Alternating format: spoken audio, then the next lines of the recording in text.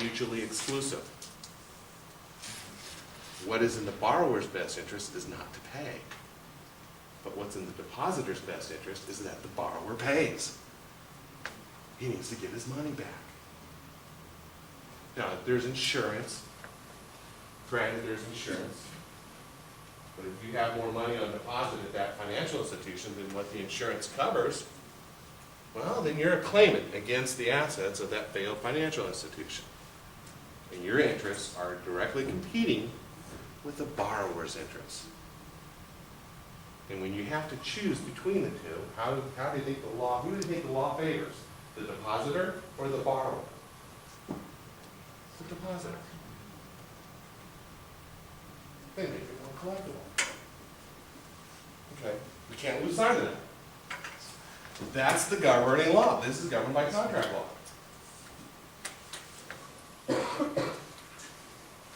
In a short sale, normal, absent an agreement to the contrary, all that's happening is the lenders, it's just a normal sale with the lender agreeing to release their lien, period. Nothing more. The lender is usually not saying you don't have to pay on the remaining balance of the loan. If the lender can find a way to collect on the remaining balance of the loan, they will. They will. Here again, I'm going to say it. It's a little harsh, but it's naive to think that a lender is not going to expect payment. They do. They want their money. They're for profit. They want their money. And if they can find a way to get it, they're going to get it.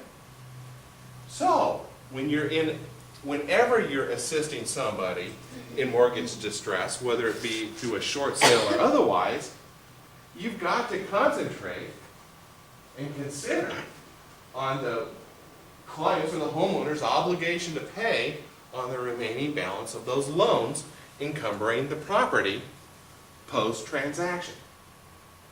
After the transaction, what position will the homeowner stand in with regard to his obligation to pay on those loans? Now, if you tell him not to worry about it, do you create that surprise? Surprise! Yeah, it happens all the time. Clients call us all the time. Hey, I did a short sale last year, and I just got this letter from Wells Fargo. They say they're threatening to sue me if I don't pay. I said, well, come on in, let's take a look at it. And sometimes I tell them that's unfortunate. Can you write a check? I didn't think I was going to have to pay that. Well, that's unfortunate you thought that. Excuse me, did you say a year, sometimes a year after the foreclosure? Certainly. A year after the foreclosure, the client can get a threat of a lawsuit, is that what you said? Oh yeah, for years after. Okay, I just want to make sure I heard that. Yeah, there's a whole secondary market, ladies and gentlemen, for these loans. Was that on the foreclosure or short sale that you commented on that? Both. Okay, thank you. Would that be in the form of a 1099 or? No, this is, I'm talking about, 1099 has to do with taxes. Right. I'm talking about deficiency liability, the balance, obligation to pay the balance on the loans. Is there a statute of limitations on the deficiency? Breach of contract, 4 years from the date of the breach. Unless the institution was seized by the federal government, by the FDIC, then it's 6 years from the date of the breach or the date the institution was placed in a receivership, whichever date is later. When I was a debt buyer, I had sued people as long as 10 years after their last payment, because I was buying loans from the FDIC. Did you say that there is a secondary market for the deficiencies? There is a secondary market for almost everything having to do with debt. And it's not created as a matter of law, it's created by the free market. If somebody's willing to pay for it, there's probably a seller, and vice versa. I'm gonna tell you right now, there are more billionaires made in this country during the savings and loan crisis. Was that in the mid-eighties? Late 80s, early 90s. A lot of billionaires were made through debt buying. They buy portfolios of non-performing debt, and they sue, or they collect.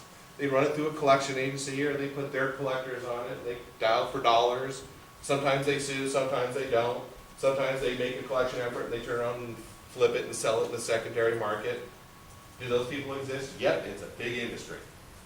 If you don't believe me, go on the internet, type in American Collectors Association. It's a trade organization that caters to them. Huge, huge industry.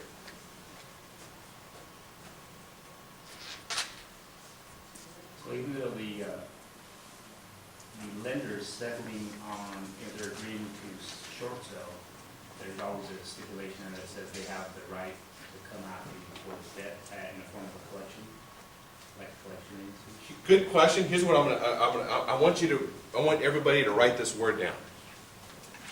You ready for this word? It's not a legal word, but it's a good word. Okay, you ready? Discretionary. Discretionary. If you can wrap your brain around the word discretionary, you will gain a sense of clarity as to how all this works, unlike you've ever had before.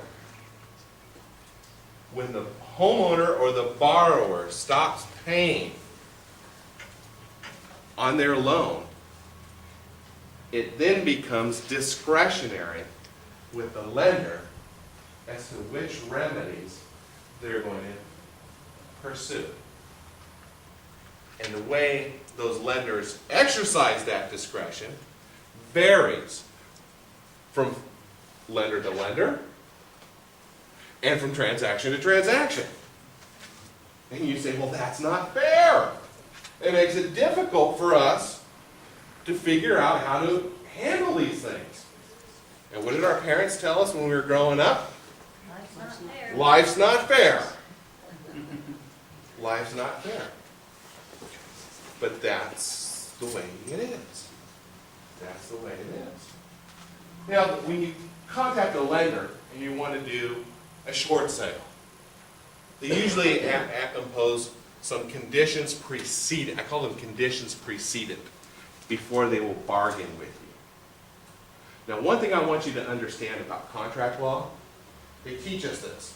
First year in law school, under contract law. All a contract is a deal. You have a deal. Here, the deal was reduced to a writing, and it's called a promissory note. And it's called a deed of trust. But once you got yourself a deal, you got yourself a deal.